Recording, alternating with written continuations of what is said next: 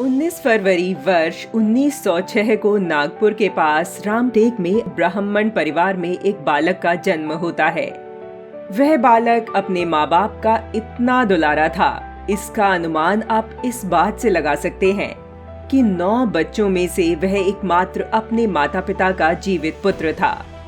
पढ़ाई में वह इतना मेधावी कि सभी परीक्षाएं सदा प्रथम श्रेणी से उत्तीर्ण करता और अपनी कक्षा में हर प्रश्न का उत्तर सबसे पहले देता, जिस कारण उस पर उत्तर देने के लिए तब तक के लिए प्रतिबंध लगा दिया गया जब तक कि कक्षा का कोई अन्य छात्र उन प्रश्नों के उत्तर ना दे दे।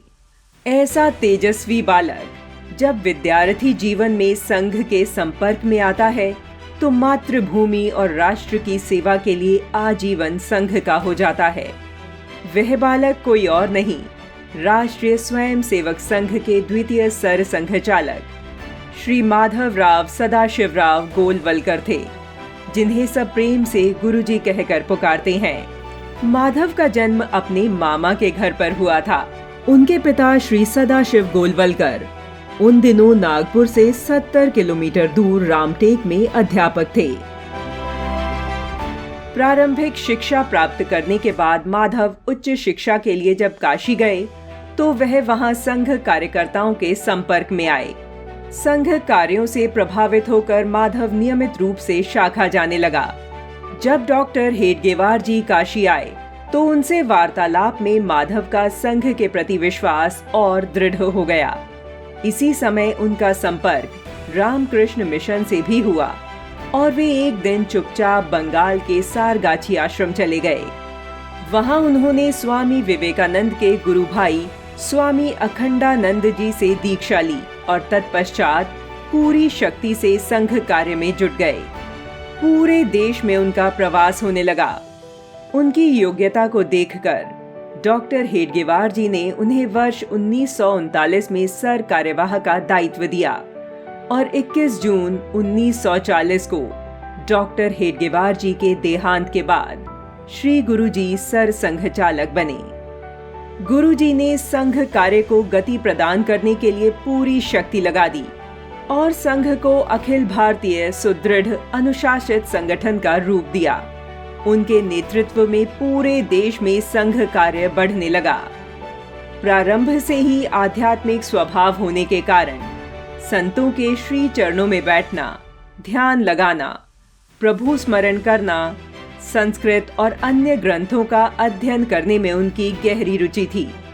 उनका धर्म ग्रंथों एवं विराट हिंदू दर्शन पर इतना अधिकार था कि एक बार शंकराचार्य पद के लिए उनका नाम प्रस्तावित किया गया, जिसे उन्होंने विनम्रता पूर्वक अस्वीकार कर संघ कार्य को ही वरीयता दी थी। जब कभी भारत की एकता, अखंडता की बात होगी, तब तब गुरुजी के राष्ट्र जीवन में किए गए योगदान की चर्चा अवश्य होगी। चाहे स्वतंत्रता के बाद कश्मीर विलय हो या फिर अन्य कोई महत्वपूर्ण प्रकरण, गुरुजी निरंतर राष्ट्र श्रद्धा के प्रतीकों का मान रक्षण करते रहे। वे सदैव देशहित में स्वदेशी चेतना, स्वदेशी जीवन पद्धति, भारतीय वेशभूषा तथा सुसंस्कार की भावना का समाज के समक्ष प्रकटीकरण करते रहे। गुरुजी अंग्रेजी तिथि के स्थान पर हिंदी तिथि के प्रयोग को स्वदेशीकरण का आवश्यक अंग मानते थे। गुरुजी गौरक्षा के प्रति चिंतित और क्रियाशील रहते थे। इसलिए गुरुजी प्रेरणा से संघ ने गोरक्षा आंदोलन प्रारंभ किया। उनकी प्रेरणा से विश्व भर के हिंदुओं को संगठित करने के उद्देश्य से विश्व हिंदू परिषद की स्थापना की गई।